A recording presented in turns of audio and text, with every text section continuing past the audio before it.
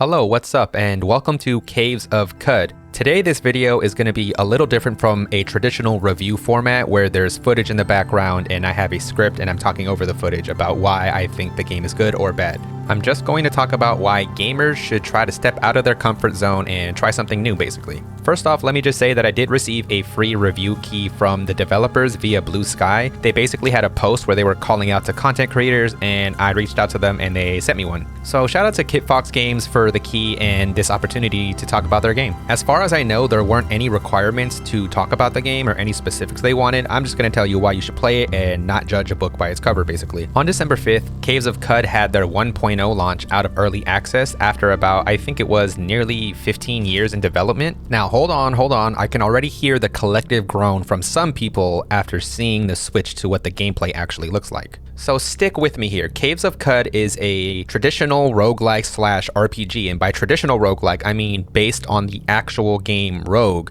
where there's grid-based movement, turn-based combat, permadeath for the classic mode at least, and a bunch of different systems that come together to create this crazy, complicated, complex, multifaceted experience. From the jump, you can tell this is one of those games that a lot of people might not give a chance just strictly based off how it looks, you know, the tabletop style RPG UI, the retro pixel graphics, the slow-paced combat, things like that. I also know that some people feel that the roguelike genre is oversaturated, but for me, I feel like I love it. Essentially, I'm eating pretty good. I have a lot of choices, a lot of options, and variation within this one genre. Another thing about this game is that it's procedurally generated, and a lot of people have misconceptions about what that means, but in this case, it basically means a bunch of stuff is random, but not all of it, and also it's not just completely random, if that makes sense. I'll get into more detail about that a little later. There's also very little hand-holding in this game, so if you're a big fan of the Souls franchise or Souls-likes like I am, then you'll find that familiar and maybe even a little comforting. I don't know. At the core of Caves of Cud, there's also what they call emergent narrative or emergent gameplay, and to me, this is where I feel like it deviates from traditional roguelikes and even RPGs in that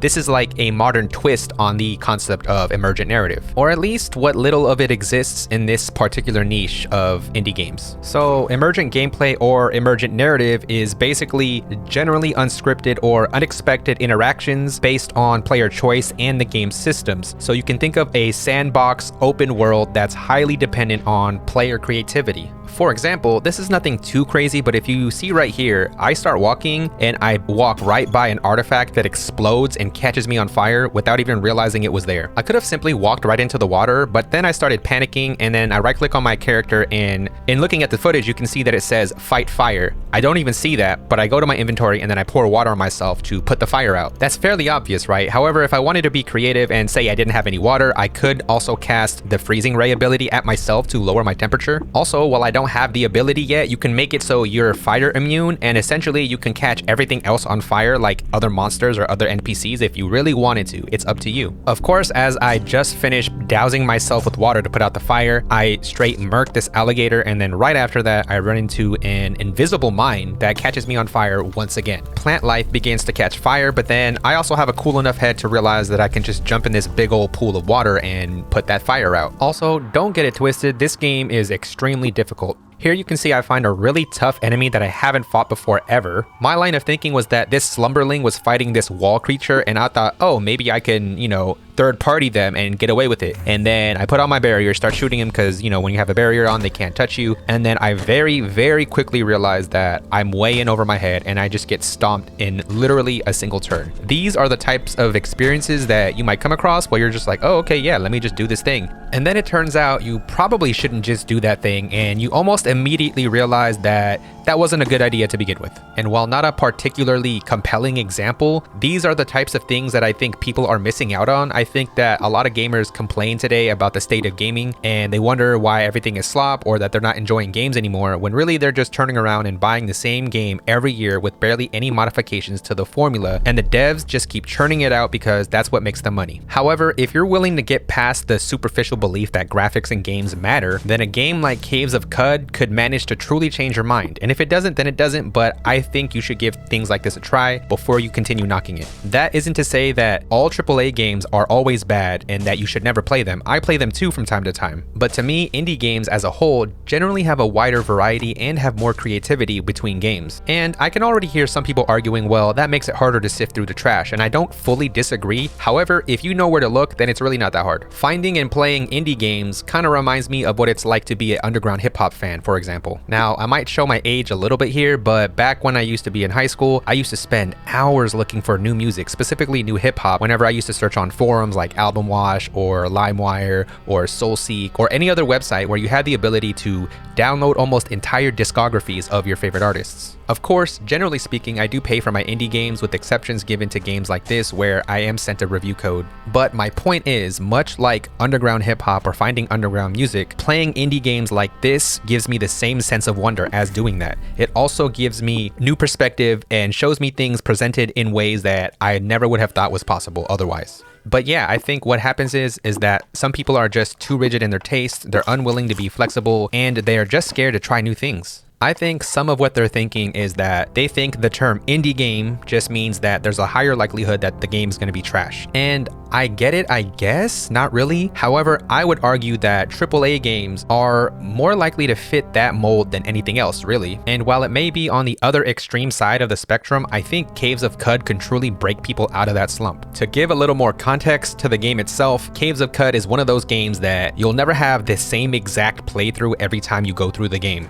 And while I haven't done anything truly wacky yet, I've seen some people say that they literally played as a sentient door. Also, depending on what you do, there are lasting consequences for the choices you make in the game, depending on which factions you have the most favor with, who you kill and don't kill in terms of NPC, and how you approach boss fights or don't approach boss fights, or whatever the case is. Also, despite the game's presentation, the world itself is actually extremely detailed. There's intricate mechanics, deep lore, and plenty of NPCs that make it feel like a truly lived-in world. Like when I say that literally almost every single object or NPC in the game world has some kind of vivid text description, I am not exaggerating. That being said, if you truly want to see the world for yourself and you don't want to deal with permadeath, you don't have to play classic mode. You can play roleplay mode or even wander mode if you want to take it a step further. Roleplay meaning there's no permadeath, but when you do die, you actually revive at the last checkpoint, and it's usually the last town that you rested at. And wander mode is basically when combat is optional, no enemies are aggressive to you until you fight with them, and you get most of your EXP from exploration, reading books, and doing other things outside of combat. So if you still want the challenge, the choice is yours. However, if you just want to explore the world and see what it's like, then the other modes are there for you as well. There's also a tutorial that you can take, which probably takes about 15 minutes or so. However, you should note that the tutorial is like really bare bones. It'll just barely get you started, and you can continue your file from the tutorial if you want to, but the game will recommend that you create your own character and start from the beginning that way. As far as the character creation goes, there are a few presets you can also use, which are also good for beginners or those who just want to jump right into the game. If you decide to make your own character, there are two different races you can choose, and that's mutants and truekin. Mutants have low starting stats, but they have what are called mutations, obviously, where you can get some crazy things like multiple legs, multiple arms, beaks, a turtle shell, and all of this factors into your gameplay. For example, if you do have the multiple arms mutation, you can have multiple weapons, and I'm not entirely sure it's even limited to 4 only. Whereas the truekin are basically like cyborgs, and you have access to what are called cybernetics, and you can swap them out whenever you want. They have different stats and different abilities, and you can do some crazy things with the combinations. Another thing that I appreciate about this game is how text heavy and language centric it is, and for a lot of people, I know you're already thinking, reading? Who has time for that? And as someone who used to read a lot of fantasy when I was in high school and younger, the writing in this game is beautiful and extremely descriptive. I mean, even something as simple as a cushion that your character can sit on, that once you examine it in game, it has the most descriptive language that tells you the type of cushion it might be, or where it's from, or the history of the people that created the cushion within the game's universe. Jason Grimblatt, one of the co-creators of the game, on a blog on their website said, Cud is also obsessed with language and weaves text through and out of its simulative systems. He also said, Caves of Cud is a novel work of language-driven science fiction, and I truly think there's something to be said for game developers who are that passionate about the writing in their game. There's also a ton of player agency. I mean, the game literally throws you into the thick of it right from the start, and it doesn't really tell you where to go. You just have to kind of explore and talk to the NPCs around you. Granted, you don't have to do that. You can also just explore and adventure amongst the world world map and look at any side quests that you can discover. For me, this contributes to the world building and helps give context to a lot of the history and the different NPCs and the factions that you encounter. In that regard, you can just open the map, pick a place, and then just go to it. And then a lot of the times the game will let you know